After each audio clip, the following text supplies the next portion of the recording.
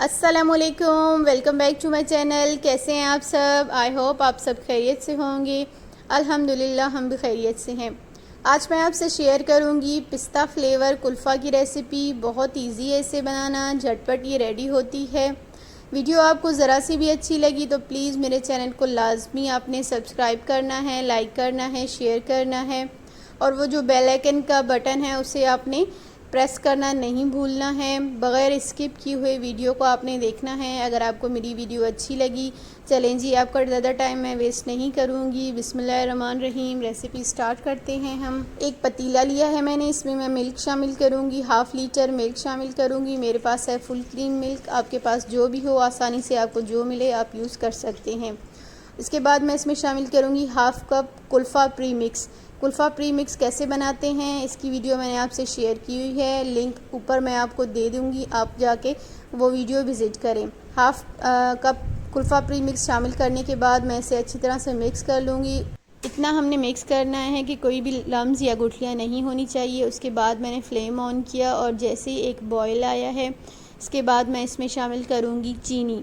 चीनी है मेरे पास 1/4 कप, आप अपने टेस्ट के मुताबिक शामिल कर सकते हैं। इसके बाद मैंने कवर करके रख दिया है। अब मैं इसे लो फ्लेम पे पकाऊंगी तकरीबन 15 मिनट। और एक बात का आपने ख्याल रखना है, जो कुल्फ़ा प्रीमिक्स है वो आपने गर्म मिल्क में कभी भी शामिल नहीं करना, आपने ठंडे मिल्क में शामिल करना है। इसे 15 मिनट पकाने के बाद मैं इसमें शामिल करूँगी half tea spoon food colour, green food colour मैंने शामिल किया है। और जो कुल्फ़ा प्रीमिक्स मैंने बनाया है उसके अंदर पिस्ता पाउडर भी शामिल है, तो इसी वजह से मैं इसमें कोई भी एसेंस शामिल नहीं करूँगी। आप एसेंस शामिल करना चाहते हैं तो वो आपकी चॉइस है। मज़ीद मैंने इसे 10 मिनट और पकाया है कवर करके लो वाली फ्लेम पे। अब मैं इसे पकाऊंगी तकरीबन 5 मिनट और बिल्कुल हाई फ्लेम करूँगी। और यहाँ पे है मेरे पास बटर, 1 टेबल स्पून बटर मैं इसमें शामिल करूँगी ताकि अच्छी तरह से इसमें एक शाइन आ जाए। अच्छा जी, मैंने आपको बताया कि पहले हमने लो फ्लेम पे पकाना है, कवर करके रख देना है, लास्ट में हमने हाई फ्लेम पे पकाना है। यहाँ पे बिल्कुल रेडी हो चुकी थी, मैंने फ्लेम बंद कर दिया, ये बिल्कुल ठंडी हो चुकी है। अब मैं आपको दिखाती हूँ कि किस हद तक गाढ़ी हो चुकी है ठंडी होने के बाद। ये देख रहे हैं आप,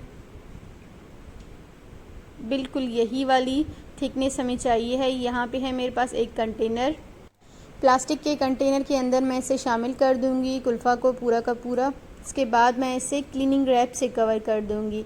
आपको मैं दिखाती हूँ, आपके पास ढक्कन है तो आप ढक्कन से भी कवर कर सकते हैं। मैंने क्लीनिंग रैप से कवर की है और क्लीनिंग रैप को टच किया है कुल्फ़ा के अंदर। फिर मैंने ओवरनाइट फ्रीज़र में रख दिया है। ओवरनाइट के बाद मैं आपको दिखाती हूँ, थोड़ा सा मैं साइडों से पुश करूँगी ताकि आसानी से निकल आए। यहाँ पे आप देखें कि मैं इसे निकाल लेती हूँ।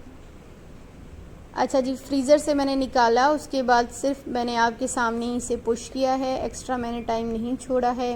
यहाँ से मैंने ये अभी रिमूव कर लिया है, ये देखें आप। और ये आपको कंटेनर दिखा रही हूँ, कंटेनर भी बिल्कुल क्लीन है, पूरे का पूरा कुल्फ़ा निकल आया है। इसे मैं आपको कट करके दिखाती हूँ। ऊपर से मैंने थोड़ा सा डेकोरेट किया है ग्रीन जेलीज़ के साथ। देखा आपने कुल्फ़ा माशाल्लाह कितने मज़े का बना था और बहुत क्रीमी ये बना है, बहुत मज़े का ये कुल्फ़ा रेडी होता है। आई होप कि आपको मेरी ये वीडियो अच्छी लगी होगी। अच्छी लगी तो आपने में लाजमी मेरे चैनल को सब्सक्राइब करना है, लाइक करना है और रेसिपी को भी आपने लाजमी ट्राई करना है।